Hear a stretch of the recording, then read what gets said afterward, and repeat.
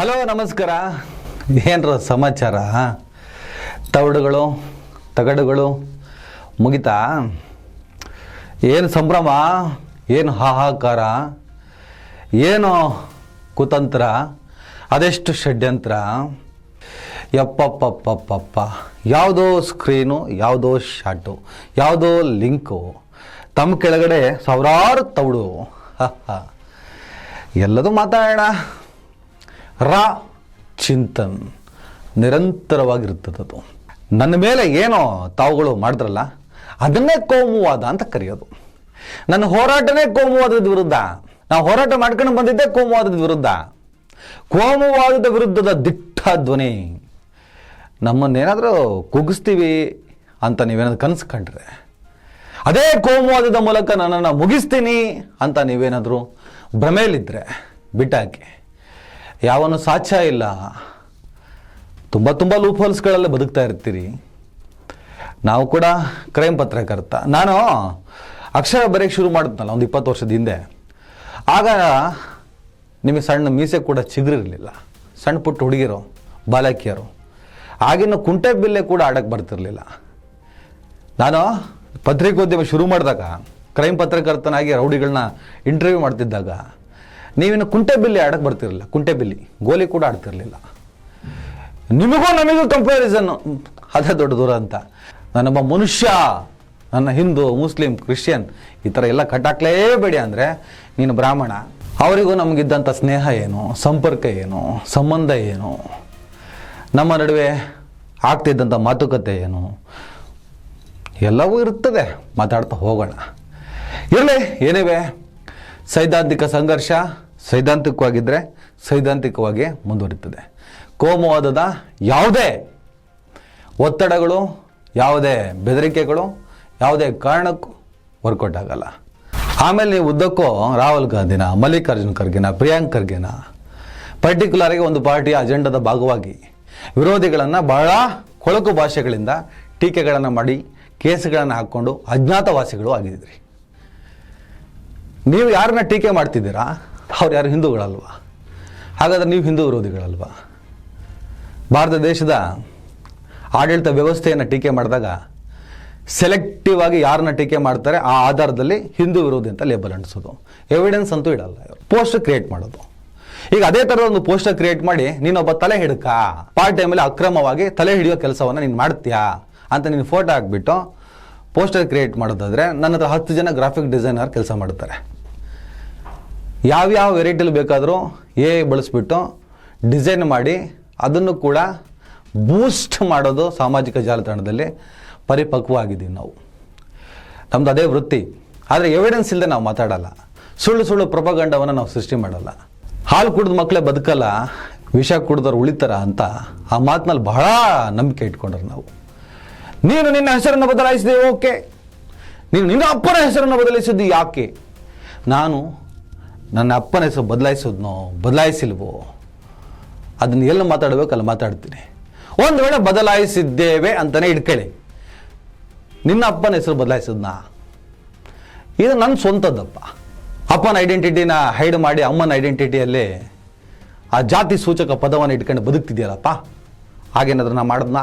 ಯಾವನ ಹತ್ರ ನಾ ತೌಡು ಬರೆಸಿ ಅಲ್ಲೂ ಕೂಡ ನನ್ನ ತಾಯಿಯ ನಿಂದನೆ ಮಾಡಿ ಹಠ ಸಾಧನೆ ಅಥವಾ ಪ್ಯಾಚಪ್ ಮಾಡುವ ಕೆಲಸ ಮಾಡಿದ್ರೆ ಸತ್ಯ ಸುಳ್ಳಾಗ್ತದ? ಕತೆ ಕಟ್ಟೋದು ಈಸಿ, ವಾಸ್ತವ ಬೇರೆ ಇರ್ತದೆ. ಯಾವುದೊಂದು 10 ತಲೆಮಾಸಿದ ತೌಡುಗಳನ್ನು ಇಟ್ಕೊಂಡು ಯಾವನೋ ಒಬ್ಬ ಇದ್ದಾರೆ ಈ ನಡುವೆ ಎಲ್ಲ ಓಕೆ. ಯಾವನೊಬ್ಬ ಬಂದ, ಒಳ್ಳೆ ಬಿಳಿ ಕೋತಿ ಇದ್ದಂಗೆ ಇದ್ದ. ನಾನೇ ರಾಜ್ ನ್ಯೂಸಲ್ಲಿ ಕೆಲಸ ಮಾಡ್ತಿರ್ಬೇಕಾದ್ರೆ ಬಂದಂತೆ ನನ್ನ ಹೆಸರೇನು ಅಂತ ಕೇಳಿದಂತೆ, ನಾನು ಹೆಸರು ಹೇಳಿದಂತೆ. ಅಯ್ಯೋಯ್ಯೋಯ್ಯೋ, ನಾವೆಲ್ಲ ಪ್ರೋಗ್ರಾಮ್ ಹೆಡ್ ಆಗಿದ್ದವರು ನಮ್ಮ ಹತ್ರ ಬಂದ್ಬಿಟ್ಟು ನಿನ್ನ ಹೆಸರೇನು? ಒಳ್ಳೆ ಒಣಗೋಗಿರೋ ಓತಿ ಕ್ಯಾತಾಗೆ ಸೀರೆ ಉಡಿಸ್ದಂಗಿದ್ದಾನೆ. ಒಣಗೋಗಿರೋ ಓತಿ ಕ್ಯಾತಾಗೆ ಸೀರೆ ಉಡಿಸ್ದಂಗಿದ್ದಾನೆ. ಇವನು ಫಸ್ಟ್ ಆಫ್ ಆಲ್ ರಾಜ್ ನ್ಯೂಸಿಗೆ ಬಂದಿದ್ನೋ ಇಲ್ವೋ ಗೊತ್ತಿಲ್ಲ. ಯಾಕಂದರೆ ಲಾಂಚಿಂದ ಹಿಡಿದು ಕ್ಲೋಸ್ ಆಗೋವರೆಗೂ ಜೊತೆಗಿದ್ವಿ ನಾವು. ಅಂದರೆ ಮಧ್ಯದಲ್ಲಿ ಒಂದು ಮ್ಯಾನೇಜ್ಮೆಂಟ್ ಬದಲಾಗೋವರೆಗೂ 7 ವರ್ಷ ಅಲ್ಲಿ ಕೆಲಸ ಮಾಡಿದ್ವಿ. ಇವನು ಯಾವಾಗ ಬಂದನೋ, ಯಾವಾಗ ನನ್ನ ಹತ್ರ ಮಾತಾಡಿದ್ನೋ, ಎಲ್ಲಿದ್ನೋ? ನಾನು ನಮ್ಮ ಹುಡುಗರಿಗೆಲ್ಲ ಕೇಳೋದು, ಯಾರು ಇವನು ಅಂತ ಗೊತ್ತೇ ಇಲ್ಲ ಅಂತಾರೆ. ಅದು ಯಾವಾಗ ಬಂದ್ಯಪ್ಪ ನೀನು? ಇಂಥದ್ದು ಅನೇಕ ಸೃಷ್ಟಿಗಳು, ಕತೆಗಳು ನಡೀತಾನೆ ಇರ್ತವೆ. ವಿಚಾರಗಳ ಕಡೆ ಗಮನ ಕೊಡೋಣ. ಪರಿಸ್ಥಿತಿ ತುಂಬ ಚಿಂತಾಜನಕ ಇದೆ.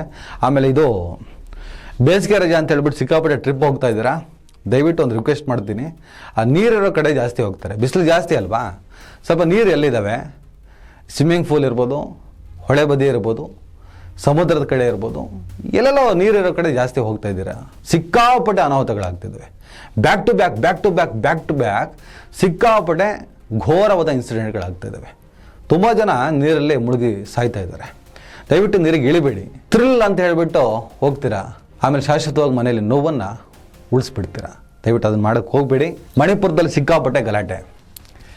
ಒನ್ಸ್ ಅಗೇನ್ ಮೈಟೀಸ್ ಮತ್ತು ಕುಕೀಸ್ ನಡುವೆ ಕಣಿವೆ ಪ್ರದೇಶದಲ್ಲಿ ಅಂದರೆ ಟೌನ್ಗಳಲ್ಲಿ ವಾಸ ಮಾಡ್ತಿರುವಂಥ ಮೈಟೀಸ್ ಸಮುದಾಯಕ್ಕೆ ಎಸ್ ಟಿ ಸ್ಥಾನಮಾನ ಬೇಕು. ಆಮೇಲೆ ಪರ್ವತ ಪ್ರದೇಶಗಳಲ್ಲಿ ವಾಸ ಮಾಡ್ತಿರುವಂಥ ಕುಕೀಸ್ ಎಲ್ಲ ಆದಿವಾಸದ ಬೇರುಗಳು. ಅವರಿಗೆ ಇದರಿಂದ ಆಗುವಂಥ ಅಪಾಯವೇನು, ಈ ಕುರಿತಾದಂಥ ಅನೇಕ ರೀತಿಯ ಸಂಘರ್ಷಗಳಲ್ಲಿ ನಡೆದಿದ್ದಾವೆ, ಮಾರಣ ಹೋಮಗಳಾಗಿದ್ದಾವೆ. ಬೆತ್ತಲಾಗಿ ಇಬ್ಬರು ಹೆಣ್ಣು ಮಕ್ಕಳನ್ನು ಬಟಾ ಬಯಲಲ್ಲಿ ಎಳ್ಕೊಂಡೋಗಿ ಘೋರವಾಗಿ ಅತ್ಯಾಚಾರ ಮಾಡಿದಂಥ ಘಟನೆಗಳು ಇವತ್ತಿಗೆ ನಮ್ಮ ಕಣ್ಣು ಮುಂದಿದೆ. ಯಾವತ್ತೂ ಕೂಡ ಅಲ್ಲಿಗೆ ನಮ್ಮ ವಿಶ್ವಗುರು ಪ್ರಧಾನಿ ನರೇಂದ್ರ ಮೋದಿಯವರು ಹೋಗಲೇ ಇಲ್ಲ ಅನ್ನೋ ಆಕ್ಷೇಪವನ್ನು ಹೊತ್ಕೊಂಡೆ ಪಾಲಿಟಿಕ್ಸ್ನವರು ಮಾಡ್ತಾ ಇದ್ದಾರೆ. ಈಗ ಕರ್ನಾಟಕದಲ್ಲೂ ಕೂಡ ಇನ್ನೇನು ಮೇ 5ನೇ ತಾರೀಕು ನನ್ನ ಬರ್ತ್ಡೇ ಕೂಡ ಅವತ್ತು, ಮೇ 5ನೇ ತಾರೀಕು ಅವತ್ತು ಸರ್ಕಾರ ಬದಲಾಗ್ತದೆ. ಮೇ 4ಕ್ಕೆ ರಿಸಲ್ಟ್ ಇದೆ. ಟೋಟಲ್ ಏನೇನು ಎಲೆಕ್ಷನ್ ಆಗಿದೆ ನಮ್ಮ ದೇಶದಲ್ಲಿ ಅದು ರಿಸಲ್ಟ್ 4ನೇ ತಾರೀಕಿದೆ. 4ನೇ ತಾರೀಕು ದಾವಣಗೆರೆ ಮತ್ತು ಬಾಗಲಕೋಟೆ ಬೈ ಎಲೆಕ್ಷನ್ ರಿಸಲ್ಟ್ ಕೂಡ ಇದೆ. ಅದಾದ ಮಾರನೇ ದಿನ ಇಲ್ಲಿ ಸ್ಥಾನ ಪಲ್ಲಟಗಳು ಅಂದರೆ ಸಿ ಎಂ ಗಾದಿಯ ಏನು ಗುದ್ದಾಟಗಳು ನಡೀತಿದೆ. D K Shivakumar C M ಆಗಬೇಕು, ಇನ್ನೇನು ಅದಕ್ಕೊಂದು 2.5 ವರ್ಷ, ಆಮೇಲೆ ದೇವರಾಜ್ ಅರಸು ಅವಧಿ, ಈ ಥರದ್ದೇನೋ ಒಂದಿಷ್ಟು ಕಾಲ ಮಿತಿಗಳ ಚರ್ಚೆಗಳಾಗ್ತಾ ಇತ್ತು. ಅದನ್ನೆಲ್ಲ ಮೀರಿಯೂ ಈಗ ಫೈನಲ್ ಆಗಿ ಮಾಡ್ತೀರಾ ಇಲ್ಲ ಹೇಳಿ ಅನ್ನೋ ಲೆವೆಲಿಗೆ ಬಂದು ನಿಂತಿದೆ. ಮೇ 5ನೇ ತಾರೀಕು ಅಥವಾ ಮೇ 5ರ ನಂತರ ಎನಿ ಟೈಮ್ ಒಂದು ವಾರದ ಅವಧಿ ಒಳಗಡೆ ಡಿ ಕೆ ಶಿವಕುಮಾರ್ ಮುಖ್ಯಮಂತ್ರಿ ಆಗ್ತಾರೆ, ಸಿದ್ದರಾಮಯ್ಯನವರು ಬಿಟ್ಕೊಡ್ತಾರೆ ಅನ್ನೋ ಚರ್ಚೆ. ಇದ್ರ ನಡುವೆ ಮೈನಾರಿಟಿಗಳ ನಡುವೆ ಹಗ್ಗ ಜಗ್ಗಾಟ. ಮೈನಾರಿಟಿ ಲೀಡರ್ಗಳು ದಾವಣಗೆರೆ ಎಲೆಕ್ಷನ್ ಸಂಬಂಧಪಟ್ಟ ಹಾಗೆ ಅವರ ಉಚ್ಚಾಟನೆ, ಇನ್ನಿತರೆ ಕಾನ್ಸೆಪ್ಟ್ಗಳು ಕೂಡ ಮೈನಾರಿಟಿ ಕಾಂಗ್ರೆಸ್ ವಿರುದ್ಧ ಸ್ವಲ್ಪ ಆಕ್ರೋಶವನ್ನು ವ್ಯಕ್ತಪಡಿಸಿದ್ದು. ಸ್ವಲ್ಪ ಅನ್ನೋದಕ್ಕಿಂತ ಸ್ವಲ್ಪ ಜಾಸ್ತಿನೇ ಇದೆ ಅದು. ಅದನ್ನು ಹೇಗೆ ಸಮಾಧಾನ ಮಾಡ್ತಾರೆ, ಇಲ್ಲ ಸಮಾಧಾನ ಆಗದೆ ಅದೆಲ್ಲವರೆಗೂ ಮುಂದುವರ್ಕೊಂಡು ಹೋಗ್ತದೆ ಅನ್ನೋದನ್ನು ನಾವು ಕಾದು ನೋಡೋಣ. ಬರೀ ಓಟಿಗೆ ಬಳಸ್ಕೋಬೇಡಿ, ಅವರಿಗೆ ಸೂಕ್ತ ಸ್ಥಾನಮಾನಗಳನ್ನು ಕೊಡಿ. ನಿಮ್ಮನ್ನು ನಂಬಿದರೆ ಆ ನಂಬಿಕೆ ಉಳಿಸ್ಕೊಳ್ಳಿ, ಇಲ್ಲ ಅಂದರೆ ತಿರುಗಿ ಬಿದ್ದೇ ಬೀಳ್ತೀವಿ ಅನ್ನುವಂಥ ಸಂದೇಶವನ್ನು ನಾವು ಕೂಡ ಕೊಟ್ಟಿದ್ದೀವಿ. ಆ ಮಾತಿಗೆ ನಾವು ಸ್ಟಿಕ್ ಆನ್, ನೋ ಡೌಟ್. ಆಮೇಲೆ ನಮ್ಮ ಏರಿಯಾಗಳಲ್ಲೆಲ್ಲ ಕಸ ತೆಗಿತಾ ಇಲ್ಲ. 2 ದಿವಸಕ್ಕೊಂದ್ಸಲ, 3 ದಿವಸಕ್ಕೊಂದ್ಸಲ, ವಾರಕ್ಕೊಂದ್ಸಲ ಈ ಸಮಸ್ಯೆಗಳೆಲ್ಲ ಆಗ್ತಾಯಿದ್ದಾವೆ. ಬೆಂಗಳೂರು ಕಥೆನೇ ಇದು. ಯಾಕಂದರೆ ಸಂಬಳ ಆಗಿಲ್ಲ ಅಂತ. ಈ ಥರದ ಅನೇಕ ಸಮಸ್ಯೆಗಳು ಕರ್ನಾಟಕ ರಾಜ್ಯದಲ್ಲಿದ್ದಾವೆ. ಅದನ್ನು ಫಸ್ಟ್ ಬಗೆಹರಿಸ್ರಪ್ಪ, ಆಮೇಲೆ ಕುರ್ಚಿಗೋಸ್ಕರ ಕುಸ್ತಿ ಮಾಡ್ರಪ್ಪ ಹೇಳ್ತಾನೆ ಇದ್ದೀವಿ. 108 ಸಮಸ್ಯೆಗಳಿದ್ದಾವೆ. ಅಧಿಕಾರದ ಗದ್ದಿಗೆಗೋಸ್ಕರ ಗುದ್ದಾಟ ನಡೀತಾ ಇದೆ. ಸಾಧ್ಯ ಆದರೆ ಸುಧಾರಿಸ್ಕೊಳ್ಳಿ. ಇನ್ನೇನು ಹತ್ತಿರದಲ್ಲಿದೆ ಚುನಾವಣೆ. ನಮ್ಮ ಜನ ಗೊತ್ತಲ್ಲ, ದೋಸೆನ ಯಾವ ಕ್ಷಣ ಬೇಕಾದರೂ ಮಗ್ಸಿ ಹಾಕ್ತಾರೆ. ದೋಸೆನ ಯಾವ ಕ್ಷಣ ಬೇಕಾದರೂ ಮಗ್ಸಿ ಹಾಕ್ತಾರೆ. ಅಂಥ ಸ್ಥಳಕ್ಕೆ ಹೋಗಬೇಡಿ. ಏನಿವೆ, ನಾನು ಮೊನ್ನೆನೇ ಹೇಳಿದ್ದೆ, 1ನೇ ತಾರೀಕಿಂದ ನಮ್ಮ ಹೊಸ ಆಟ ಆರಂಭ ಆಗ್ತದೆ. ಭಾಳ ಫೋರ್ಸ್ಫುಲ್ಲಿ ನಾವು ಕೆಲಸವನ್ನು ಶುರು ಮಾಡ್ತೀವಿ. ಕೋಮುವಾದದ ವಿರುದ್ಧ ನಮ್ಮ ಹೋರಾಟ ನಿರಂತರ. ಏನಿವೆ, ಮತ್ತೆ ಸಿಗೋಣ. ನಮಸ್ಕಾರ.